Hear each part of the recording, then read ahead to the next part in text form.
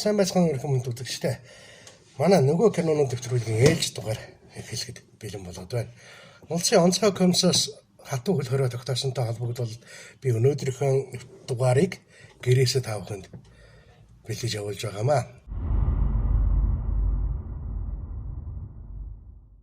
За өнөөдөр тавханд Ирландын кино найруулагч Джим Шериданы 1989 оны бүтээл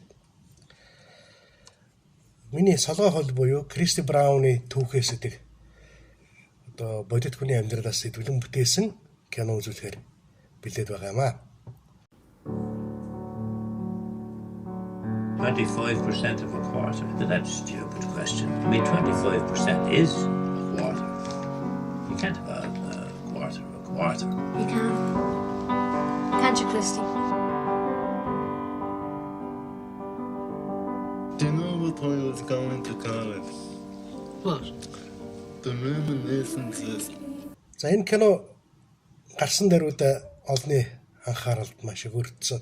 Яагаад тэгэхээр зэрэг нийгмийн юм тоож үздэг эсвэл тоож хардггүй нүдээ ингэж томоор тусгадгүй тэр бүлэг хүмүүст зэн тухай хүндсэн сэдвтэй кино.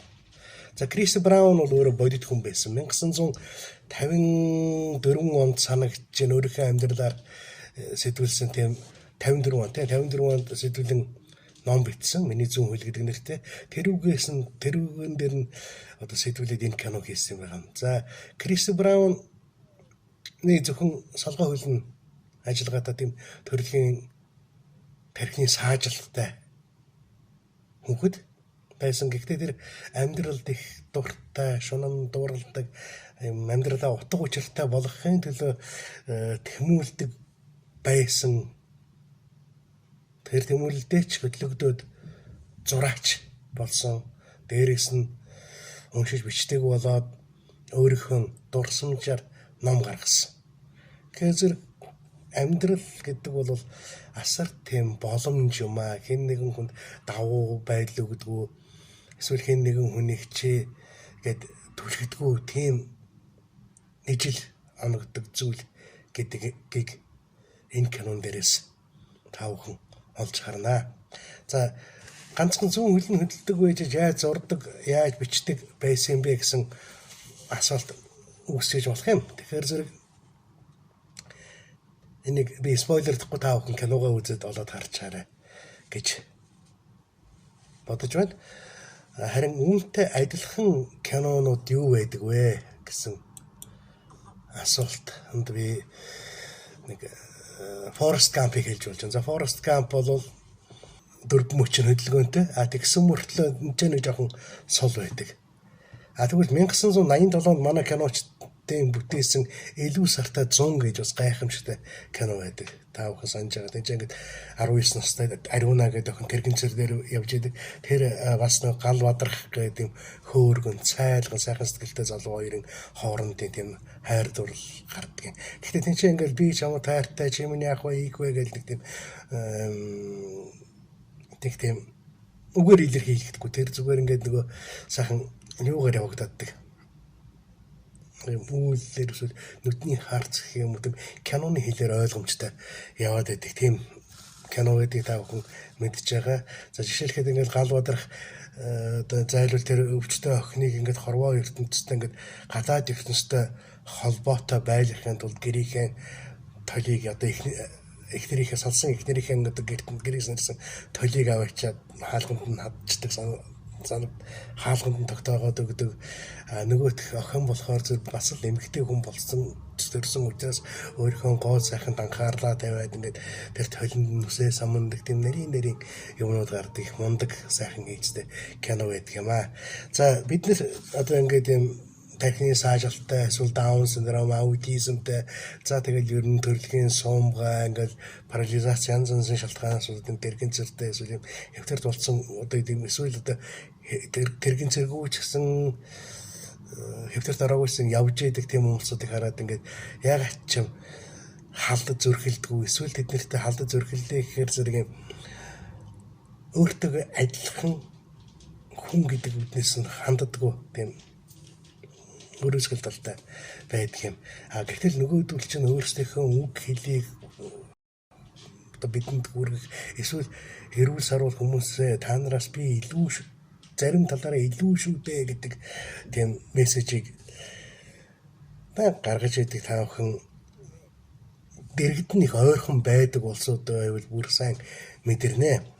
Би нэг жишээ татъя. Миний фэйсбүүкийн найз оюут гэдэг дүү байдаг. Бас тархин сайжралт өвчтэй. Тэгсэн мөртлөө ингээд тэр өөрийнхөө дотор болж байгаа зүйлийг үгээр илэрхийлэх. Бүр үгээр илэрхийлэх бүр яруу найргаар илэрхийлэхийг маш их оролддог. За тэгээд тэр энэ тэнд өөрийнхөө бичсэн шүлэг дөрвөн мөртүүд за байдаг. Тэднийг ингээд харж байхад юм зарим ингээд олж харахааргүй тийм нэмгэн тийм давхаргууд гэх юм уу да тийм жижигхэн эсийг хүртэл олж хараад тэрнийг үгээр илэрхийлсэн байдаг нь харахаар зэрэг одоо бахархмаар байдаг. За тийм тэгэхээр зэрэг та бид нэр энэ кинон дээрээс юу олж харах ёстой вэ гэхээр зэрэг төрөлхийн бие муутай улсуудыг ямар ч ингээд нэг тийм нэгдүгээр битгий түлхээсээ хоёрдугаарт ингээд өөрөөсөө доор гэж битгий бодоорой бидэнтэй яг адилхан хүмүүс шүү гэдгийг нь бас ойлгоорой. Тэднэрт чи бас бидэнтэй адилхан хүн шүү дээ гэдгийг нөгөөдөлдөө мэдрүүлж өгс сэтгэлийн дэмгөөсөө гэж хүссэндээ энэ киног гаргаж үзүүлэхээр болсон юм аа. За хоёрдугаарт энэ хөл хорой 14 магадгүй цаашаа сунахч магадлалтай болоод байна. Тийм болохоор зэрэг энэ цаг хугацааг цөмөрөө сайхан юм аядуу зөөлөн агуулгатай кинонуудыг үзэж өнгөрүүлвэл их зүгээр юм болов уу гэж надад санагдлаа. За өнгөрсөн 7 хоногт би 1974 онд санагдж байна манайхны хийсэн нар хэрцсэн жил гэж сайхан кино үзлээ. За тэндээс эхлээд юу ойлгогдсон бэ гэхээр нэг тийм Монголын ардын аман зохиолын хэсэг хүртэл тэнд орсон юм болов. Жишээлхэд киноны ихэнд ингээд чулуун хөө ингээд сайхан эмэлгээс гараад дайн дуусаад гэртээ ирээд яваад ирдэг. Тэгтэл нөгөө аав нь гинт үүдээр нь хүн орж ирээд сайн байна уу гэд мэдчихсэн чинь ингээд өстой итгэж чадахгүй байгаа тэр нүдний харц. За тэр ээж тэнцэнс босч ирээд хүү ирлээхэд сүүгээ тогооруугаа ухсгийж байгаа хэсэг. За ялангуяа тэр нөгөө хүүгээ ирсэн чинь ингээд миний хүүгийн энд нэг мэнг байдаг да тэр итгэж өгөхгүй байгаа хэсэг. Эдгээр цөмөр ингээд харахаар зэрэг тийм 32 модон хүний үлгэр дээр гардаг хэсгүүд шиг тийм ардын аман зохиолын хэсэг орж иж байгаа юм шиг тийм сайхан утга уянга энэ киноноос мэддэг юм аа гэдгийг хэлмээр байна. За зохиол нар хэрцэн жил кино бол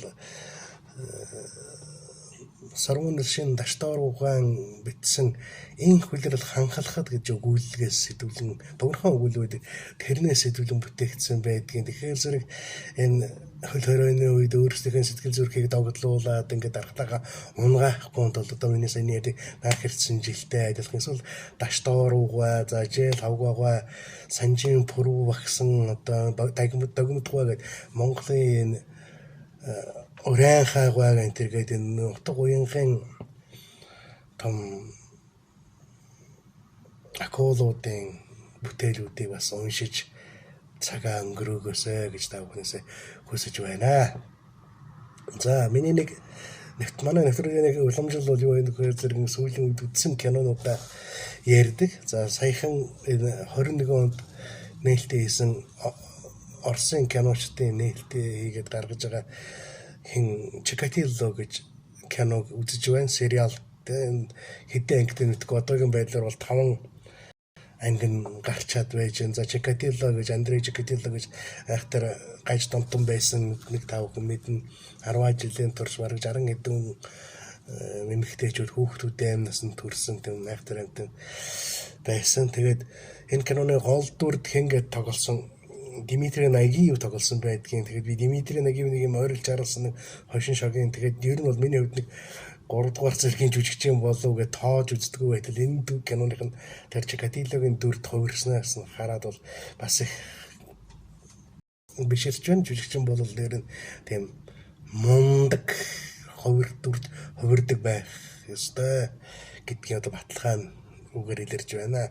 За түүнээс гадна Мателки гэж украинчуудын хийсэн тийм Чернобылийн тухай сериалыг үзлээ. HBO-гийн хийсэн сериалыг бид нар үзээд зөвөр ингээ аманда шагшин магтдаг байсан бол энэ Мателок гэж яриад байгаа тэр украинчуудын хийсэн Чернобыль бол хэд дахин чанартай бүтээл болсон юм байна лээ. За энэ кинонуудыг бол интернетээс, YouTube-ээс олоод үзчих боломжтой учраас би та бүхэнд бас ингээд спойлер гэж ярихыг хүсэхгүй байна. За